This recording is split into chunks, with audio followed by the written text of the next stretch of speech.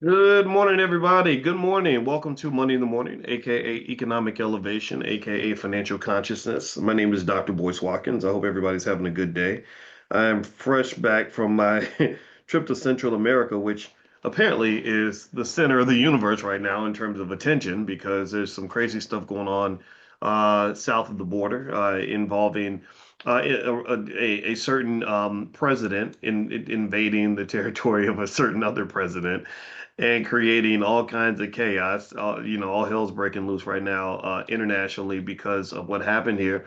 And so I spent a big chunk of the morning kind of briefing myself on what's going on, what the implications are, and kind of thinking about ways to kind of address this today as a topic in class. Really staying in the lane of mostly the economic implications, and then we can tap into some of the political and humanitarian side of it. But one thing I don't really like to do that much is I don't enjoy like the whole back and forth of like Democrat, Republican, either I love Trump or I hate Trump type stuff. Not because I don't respect your opinion, but because I ain't never seen a Democrat or Republican really put money in black people's pockets like that. Maybe some of you work for the government. If that's the case, then I get that. That makes sense. Or maybe you have government contracts. That's a good one too. But in terms of black wealth, which is my primary concern, I have not seen the wealth of black communities go up or down significantly based on any political party being in office, right? So, given that my goal, my zone is mainly watching black wealth and figuring out what's driving black economics, here's what I found, and I want to make this clear. I have found that it is mostly idiosyncratic, meaning specific, family-specific decision making that drives your wealth, right? It is what you choose to do that's really going to make the biggest difference. It's basic stuff. Are you investing consistently? Are you educating your kids to do something other than just spend all their money going to college and getting a good job? Are you training them on ownership of real estate, ownership of businesses, ownership of stocks? If you're doing those things, then your family's going to be wealthy, and it doesn't matter if there's a Democrat or Republican in office. At that point, it kind of becomes like a sport. You can agree or disagree philosophically with either party. So I want to make that clear.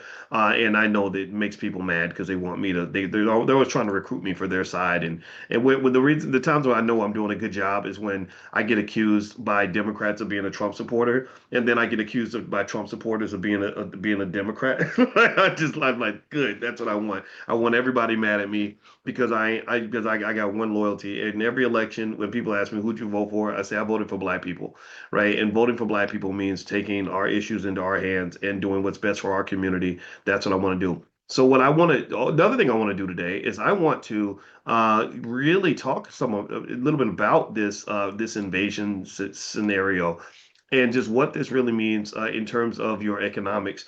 And so, before I do that, though, let me mention I've been reading your B1 stories that you've been sending in terms of sharing how coming to class every morning has led to changes in your life. I like real change. I don't like us just feeling better. I want us doing better. And so this one came from Valerie Williams. Valerie says, first of all, Professor Watkins is awesome. Thank you. And he gives us the information clear and precise. Financially, I'm doing okay, and I hope okay is like a thumbs up okay, and not like I'm doing okay, but like I'm doing okay, I'm doing okay, right? And I've invested wisely, but his insight encourages me to do more and share what he's teaching, and that's what I want. I want you to do more, and I want you to teach, right? I don't teach any students at all. I have no students. I only teach teachers. So I don't want to be I don't want to be I don't want to be I don't want to be a king. I want to be a king maker. I don't want to, I want to be a queen maker, right? So I want you to be the king. I want you to be the queen. I want you to be the teacher. I want you to be the leader. And I want to be an advisor. I'm just